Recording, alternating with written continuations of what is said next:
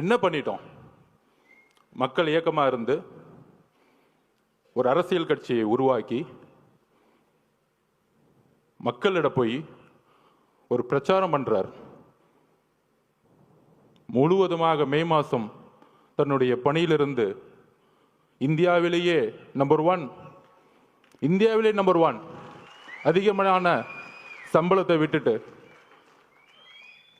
அவருடைய உள்ளுணர்வு, நம்ம இந்த மக்களை பார்த்துட்டே இருக்கோம். சின்ன வயசுல இருந்து நம்ம நல்லா இருக்கிறோம், ஒரு பெரிய வீட்டில் இருக்கிறோம், ஒரு நல்ல காரில் போகிறோம், நல்ல எஜுகேஷனில் இருந்தோம்.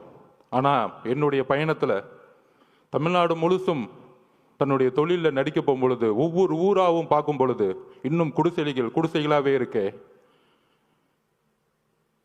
தன்னுடைய தந்தை கலைஞர் பெருசாக பேசிவாங்க, குடிசை மாற்று வாரியத்தை உருவாக்கினார்.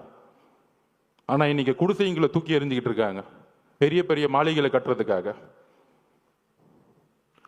அப்படி தன்னுடைய பயணத்தில் ஒரு கட்சி ஆரம்பிக்கணும், மக்களிட போகணும், மக்கள்கிட்ட போய் நம்ம